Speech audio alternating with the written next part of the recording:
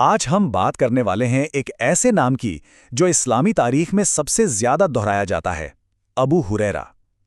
उन्हें पैगंबर मोहम्मद की बातों और उनके कामों, जिन्हें हम हदीस कहते हैं, का सबसे बड़ा रावी यानी बयान करने वाला माना जाता है। लेकिन यहीं पर एक बहुत बड़ा और दिलचस्प सवाल खड़ा होता है। आखिर ये कैसे मुमकिन है कि कोई इंसान पैगंबर के साथ सिर्फ 4 साल गुजारकर हजारों की तादाद में उनकी बातें ना सिर्फ याद रखे बल्कि उन्हें आने वाली नस्लों तक हूबहू पहुंचा भी दे? चलिए आज इसी गुत्थी को सुलझाने की कोशिश करते हैं। तो सबसे पहले ये समझते हैं कि उन्हें इतना बड़ा मकाम हासिल क्यों है और ये अपने आप में इतनी खास बात क्यों मानी जाती है।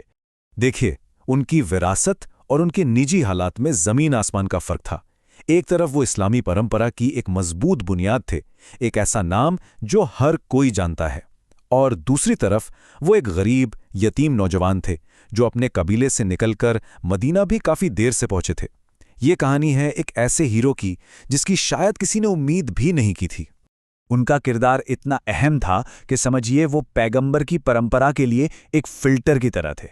इसी वजह से उस दौर के सभी बड़े सहाबा और बाद के विद्वानों ने उनकी सच्चाई और ईमानदारी की गवाही दी, और धीरे धीरे ये तय हो गया कि उन पर सवाल उठाना मतलब हदीस के पूरे सिस्टम पर ही सवाल उठाना है। तो ये महान रावी बनने से पहले अबू हुरैरा कौन थे? चलिए जरा वक्त में पीछे चलते हैं, उनके बचपन में, और जानते हैं कि उन्हें वो मशहूर नाम कैसे मिला जिससे आज पूरी दुनिया उन्हें पहचानती है। अबू हुरैरा, इस नाम का मतलब है बिल्ली के बच्चे का पिता। अब सुनने में थोड़ा अजीब लग सकता है ना? लेकिन इसके पीछे एक बड़ी प्यारी और सीधी सादी कहानी है। ये उन्होंने खुद बताया था। वो कहते थे कि जब वो बकरियां चराते थे तो उनके पास एक छोटी सी बिल्ली थी जिसे वो प्यार से अपनी आस्तीन में रखकर उसके साथ खेलते थे। इसी से उनका नरम दिल और सादा मिजाज साफ झलकता है। उनकी जिंदगी का एक और किस्सा है जो दिल को छू जाता है, और वो उनकी माँ से जुड़ा है। वो अपनी माँ से बेइंतहा मोहब्बत करते थे, लेकिन उनकी माँ इस्लाम को नहीं मानती थी। एक दिन दिल टूट जाने पर उन्होंने पैगंबर से अपनी माँ के लिए दुआ करने को कहा। जब वो घर लौटे तो देखा कि उनकी माँ इस्लाम कबूल करने के लिए गुस्ल कर रही थी, और उनके पहले शब्द ईमान की गवाही थे। ये वाकया माँ के लिए उनकी मोहब्बत और पैगंबर की दुआ की ताकत दोनों को दिखाता है। अब मदीना पहुंचने के बाद उनकी जिंदगी ने एक नया मोड़ लिया। यहाँ हमें पता चलता है कि इल्म यानी ज्ञान को हासिल करने के लिए उन्होंने कितनी बड़ी कुर्बानियां दी। मदीना में वो अहले सुफ़्फ़ा यानी चबूतरे वाले लोगों में से एक थे। ये वो लोग थे जो बहुत गरीब थे, जिनके पास रहने को घर नहीं था। वो पैगंबर की मस्जिद में बने एक ऊंचे चबूतरे पर रहते थे, और उन्होंने अपनी पूरी जिंदगी पैगंबर के साथ रहकर उनसे सीखने के लिए वक्फ कर दी थी। उनकी गरीबी का आलम यह था कि सोचिए, वो अक्सर भूख की शिद्दत को कम करने के लिए अपने पेट पर पत्थर बांध लिया करते थे।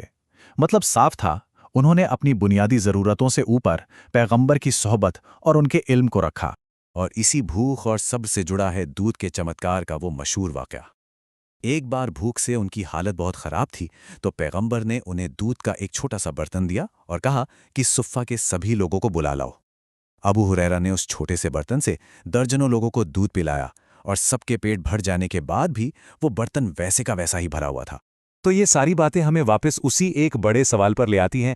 आखिर इतनी सारी हदीसें, इतनी सारी बातें वो याद कैसे रख पाते थे? ये सब मुमकिन हुआ कैसे? चलिए इसका जवाब जानते हैं। देखिए, इसके पीछे सिर्फ एक नहीं बल्कि कई वजह थीं। पहली, वो हर वक्त पैगंबर के साथ रहते थे, साये की तरह, जबकि बाकी लोग अपनी खेती या व्यापार में लगे होते थे। दूसरी, वो सीखने के लिए इतने बेचैन रहते थे कि ऐसे ऐसे सवाल पूछते थे जो किसी और के जहन में आते ही नहीं थे। और तीसरी वजह एक पैगंबरी चमत्कार था।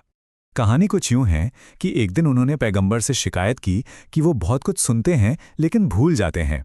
तो पैगंबर ने उनसे अपनी चादर फैलाने को कहा, फिर अपने हाथों से उसमें कुछ डालने का इशारा किया और बोले, इसे अपने सीने से लगा लो। और बस वो एक लम्हा था जिसने सब कुछ बदल दिया। अबू हुरैरा खुद बताते हैं, उस दिन के बाद मैं कभी कुछ नहीं भूला, एक हर्फ तक नहीं।